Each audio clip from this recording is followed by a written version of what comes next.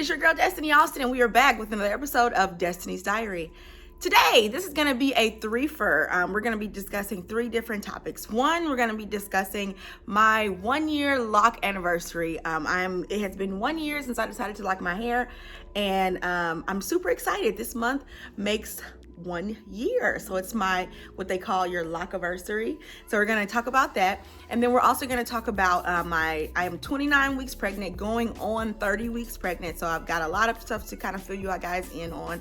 We're going to let you get a shot of the belly bump, and kind of talk all things pregnancy and where we're at and what's going on with that. And then lastly, I just want to thank everybody as I have hit my 500 subscriber mark.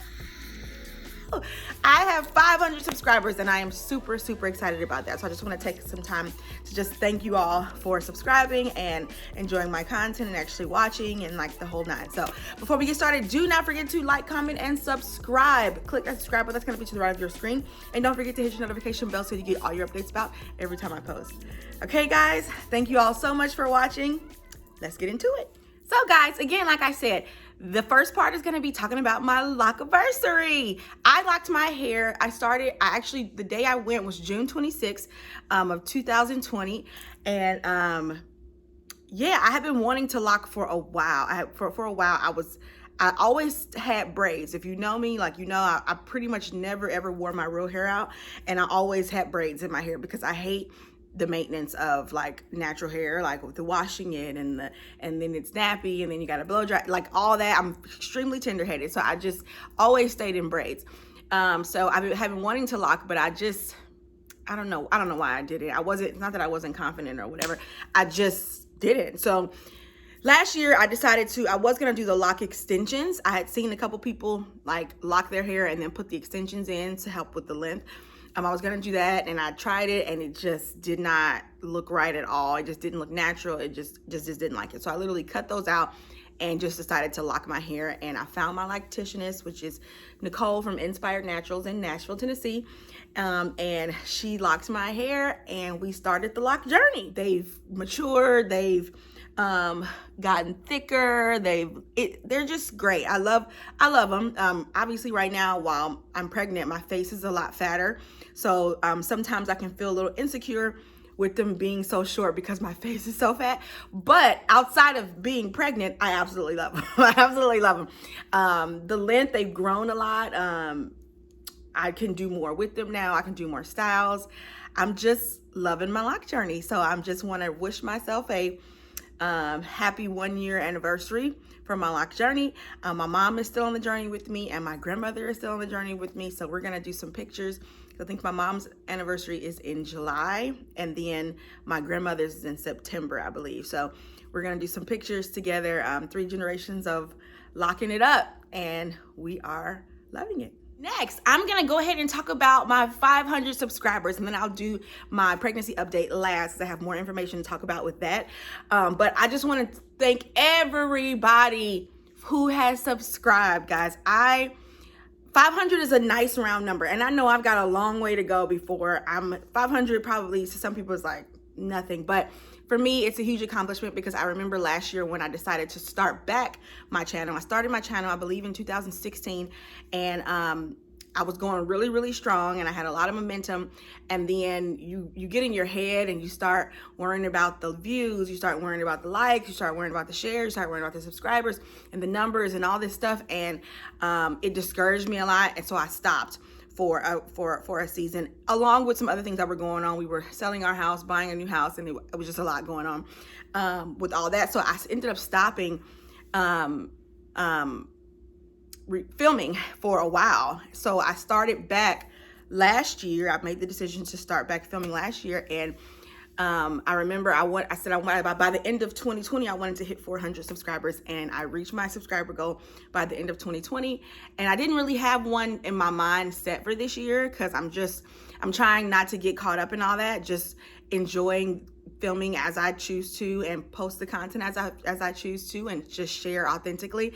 And the subscribers, they've just been coming. I look at my channel. I may go to my channel to see, oh, how many views has this video got and how's this video doing, and I look at the subscribers and my numbers are slowly starting to increase.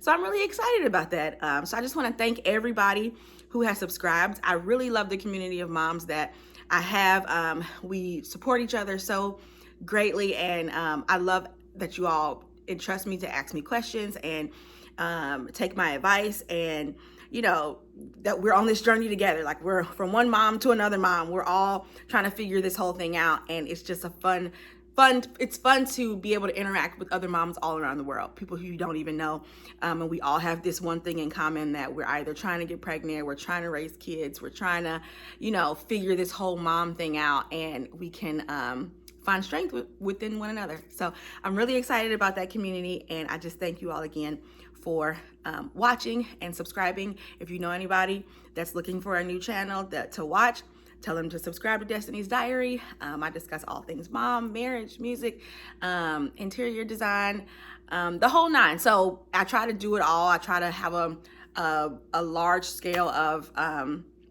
content for you all, so I'm not so focused, but I know the majority of my followers are moms, and they follow me for my mom content. So yeah, thank you all so much again. Thank you. I appreciate you. Okay, guys, lastly, let's get into this 29-30 week pregnancy update. I am officially, today is Juneteenth. First of all, happy Juneteenth, everybody. We're now a federally recognized holiday. Woo woo. Thank you. So happy Juneteenth. But today is Juneteenth, so it's June 19th. I am 29 weeks and 6 days. So Monday I will be 30 weeks pregnant.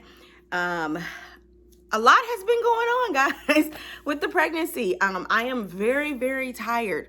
This time around has been very rough for me physically. I have a lot of back pain. I have a lot of like lower abdomen pain. Getting up in the morning is really rough for me. It takes me a while. My husband sometimes has to help me out the bed. I can't move my legs. Tossing and turning in the bed. I guess for every pregnant woman, it's rough, but for me, I've never had a problem like turning on my side or like turning onto the other side. And like now it's like literally like, oh, like I can't move. So it's really been a rough pregnancy for me. But luckily I work from home, so I don't have to leave the house to go do anything besides my hospital visits or going to get something to eat. So I'm pretty much at home pretty much the majority of the day. I have the option to work in my bed, or I can sit at my desk. So that's a great thing.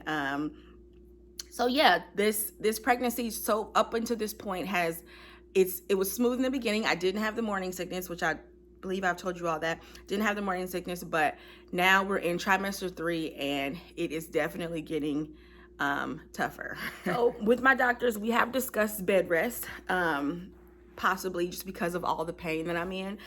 They are checking my cervix. I believe I think it's once a month they check my cervix because Myles came early. So that's something that I have to do no matter what. I had to do it with Logan too. So they check my cervix just to make sure that it's not thinning early, and so that we can catch any preterm labor or catch anything before it just happens. They're aware of where I'm at cervix wise. And then so they have discussed being on bed rest. We'll see how that goes later in time. I had my doctor's appointment this week, and I did pass my glucose test, so we're all clear there.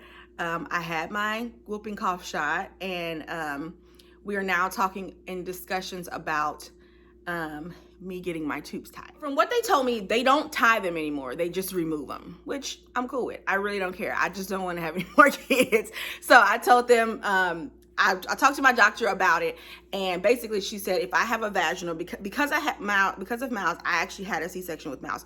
With Logan, I had a VBAC. So I have the option to deliver vaginally again, but if I want to opt for a C-section, I can. So she told me that if I deliver vaginally, in order to get my tubes tied, I would have to come back in 8 weeks to have my tubes removed. And that just makes absolutely no sense to me. I thought they could do it while I was already open and just take care of everything all at one time. But no, not if I have a vaginal delivery. I would have to come back, which for me, I'm like, why would I have a vaginal delivery, go home, heal, get all good, and then come back and have you cut open my stomach again? That just doesn't make any sense. So I'm talking to them about opting for a C-section so that I can go ahead and get everything done at one time. I went ahead and took care of all that paperwork. She did tell me, I do just because you're signing the paperwork doesn't mean that I'm forced into having a C-section. If my water breaks or whatever, however labor progresses for me, once I go in, I can still choose to have a vaginal delivery and come back in 8 weeks. It's my choice, but at least I have the paperwork signed so that if I want to have a C-section, get it over and done with, that's taken care of. My husband is not for this. He doesn't want me to have to go through all that. So we're also in discussions and talks with him about possibly having a vasectomy. But for me, I don't want to have any more children, and I do not want to come home from the hospital and have to still be on birth control. I don't want to do any of that. So if he's going to do the vasectomy, I told him it must be done before I have this baby. Okay, like healed, done, taken care of, we're in the clear, and then I will like opt for the vaginal and not worry about getting my tubes tied. Otherwise, I'm totally fine with having a C-section. I've had a C-section before, but I think because of the trauma of the way it happened, it was an emergency C-section with Myles. I don't remember like the healing, and I don't remember my recovery with that. I was just so focused on taking care of him and getting him like healthy because he came 6 weeks early. I was so focused on him, I wasn't worried about me at all. So I don't really remember the recovery time or what the recovery felt like. I do remember after, like right after surgery, like, you know, the walking and stuff was painful or whatever. You know, they put you on your medicines and stuff, and I was fine. So I don't know. So we're still in talks with all that, trying to figure all that out. As far as C-section, vaginal, vasectomy, what we're gonna do as far as birth control and getting a permanent method of not conceiving anymore done. Another thing, so I am anemic. My doctor called me a couple of weeks ago and let me know that I'm anemic. Not anything I'm super concerned with. I've been anemic in all of my pregnancies. The only difference is my previous doctor, Dr. Hemingway, who was my doctor for Carson, Myles, and Logan, she works at a different clinic. I'm still with the same hospital, but they recently have built a clinic that's closer to my house, so I don't have to drive like 30 minutes out to go see this specific doctor. So because I moved clinics, I have to see a different doctor right now. So per protocol, you know, when they do your blood and all that, and when they check your numbers, they like to see certain numbers. I'm literally maybe like a half a point or like 0.5% under whatever the anemia like minimum is, and she's concerned about it. So she wants to put me on iron pills. I said no, I'm not taking any iron pills just because I know I don't do well with iron. Usually when I take it, I get really, really sick, like nauseous and vomiting and all that stuff, and then it backs me up. So then I end up getting hemorrhoids, and it's just like trading to get rid of the anemia. I'm picking up 2 additional issues. No, so I'm not doing that. My previous doctor, she already knew that. So as long as I stayed within a certain range, she told me I was fine. So we're still talking about that, trying to figure that out. I'm gonna probably up my leafy greens and all that stuff to try to get it up to where it needs to be. And she changed my prenatal vitamin to one that has a little more iron in it. Instead of me taking just a direct iron pill, I'm not gonna do that. So yeah, anemia, bed rest, possible C-section. I'm not doing the McKenna shots, the progesterone shots, so that's a no, and I've been fine. My cervix is fine. It's not dilating or anything like that. So yeah, so far, week 29, going into week 30, we are good. Lots of movement, lots of fetal movement. I guess I can stand up and let you see the bump. Whoop, whoop. This is the belly. Yep, he's pretty huge and out there. So that's the bump, but we're good, we're healthy, everything is great, blood pressure is great, everything is going smooth, so we're excited. My shower is next week. I'm really excited about my shower. We're getting everything prepared for As far as the hospital visit, my husband's the only one that can go with us per COVID protocols. So I'm getting hospital bags ready. I'm getting my kids' bags ready for whoever they're gonna be staying with. Getting my car situated as far as the car seats and where everybody's gonna sit, because I've got 4. So like just getting everything in place, and we're excited. Guys, so that's all I've got for you today. Again, I am so excited about my subscribers and the fact that you guys are even interested in my videos to where you would even want to watch. The views that I get, I'm really excited about, and I appreciate them so much. I appreciate you commenting. I appreciate you sharing. I just appreciate you watching at all. I really do appreciate it. This is right now, it's just a hobby for me. It's something I just enjoy doing for my kids. Like my number one fans are my kids. It's like they literally watch these videos as they're going to bed. More of like the vlog ones with them in it, but not necessarily just me talking, but they love mommy's channel. So my biggest, if I do it for anybody, I do it for them because they love it. So but I appreciate you all watching as well, and I just pray that you continue to watch and you can continue to be blessed by my life and my family. And we're a family that loves Jesus, and just live our life for him. So I just thank you all so much for watching again. And moms, please always remember that your kids appreciate you for everything that you do. Everything that you do. And a woman who fears the Lord, her children will rise up and call her blessed. Thank you all so much for watching. Bye-bye.